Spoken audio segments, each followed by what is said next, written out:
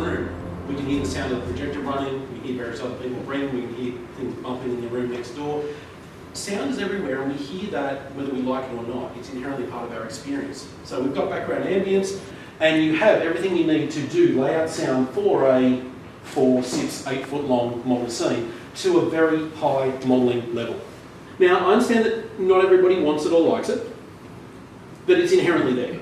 We can't ignore that noise and sound of various little critters and things in a city. There we go!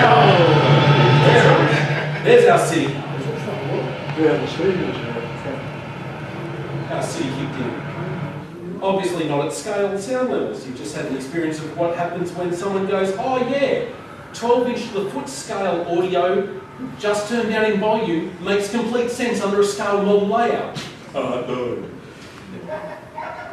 So intermittent sounds are things that we key off as a regular basis. Dog barks, fantastic for keying off. We've got, as an example, whistle codes for sawmills and things. Jeff Knott, some of us will remember his Red Stag sawmill, which had a number of sound systems underneath it.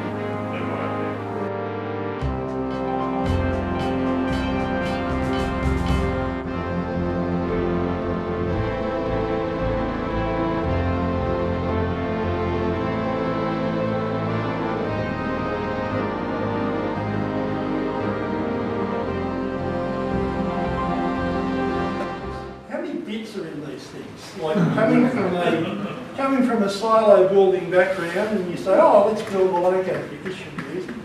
Yeah, Trevor can probably vouch for that. Yeah, not as easy as it looks. So, whilst it's okay to say, you know, "Oh, why didn't you do it? Why didn't you do it?" You realise after you've made that initial call to say, "Yes, we're going to do it," that you've probably bitten off a bit more than you can choose. Now, as far as the loco that we're doing, if one of the best references for any New South Wales loco is the compendium. Basically what we're doing is the same version as 2029 up the film here. So there's a whole contentious issue about which one we're doing, but basically the last 6 locos that we've done, the Everly builds. Solving 2 pieces together whilst trying to keep creative movement in there is always an issue. Tissue paper comes to mind, all those sort of factors. Pencil, running a pencil on the area you don't want to solve. But again, the videos are certainly coming to place for that. So for those people who are thinking this is going to be a nightmare, no, it's not. And if it is, it's your nightmare. Okay.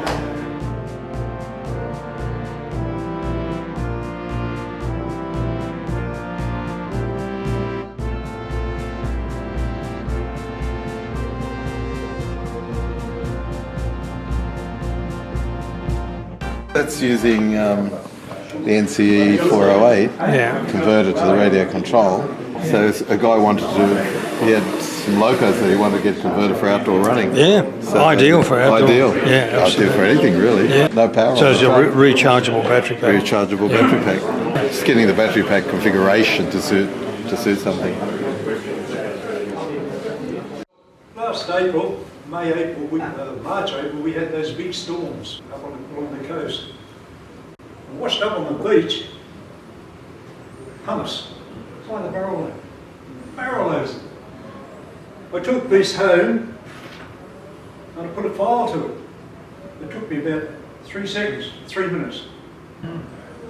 So if you've got pumice around, wet it, file it, you can cut it. Little file like the little saw like this, cuts it beautifully. That's a first cut file. Doesn't leave marks. If you have a look at this, Scenery detail. Wash it in fresh water, let it dry, and there is a process, and it appeared in the plastic wrap. You can have a look at all this, and you can think about what you see here, what you can do with it. What do you mean? I'm sure Harry and I would agree that you can have an awful lot of fun playing O-scale trains without spending a whole deal of money. I want to do this through three means. Firstly, Carlingfield, which is my O-scale model. I use plain tracks and do a lot of shunting because I don't go around in curves anywhere. If you're modelling in HO scale and you want a train of RU wagons, you probably do need 20 or 30 of them to convey the impression that you wish to create.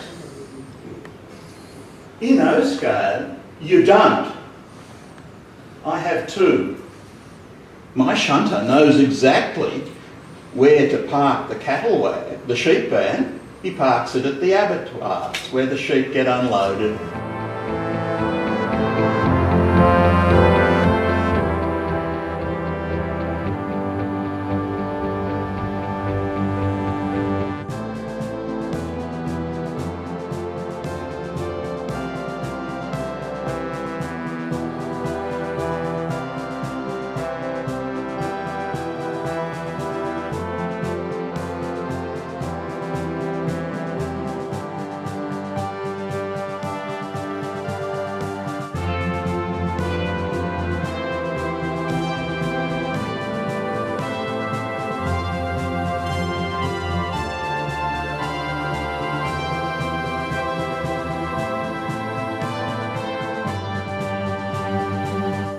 Okay, the title is From Mantelpiece to Layout, and it'll become fairly obvious why I've used that as the title.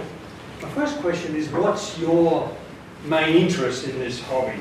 Ready-to-run models. Let's look particularly at the last of the ready-to-run models, which is the 38 class. That's not the only ready-to-run model we've had recently. We've also had, just a little while before that, in two iterations, the CPH, great models of the CPH, a 49 class from Aus7. And coming soon, we've got another model coming from Aus7, the 45 class. That's actually the HO version, so don't be misled by that. But I am, not with all the detail tend to be in articles that appear in certain but what we do to these models, we buy them, we take home, we put on the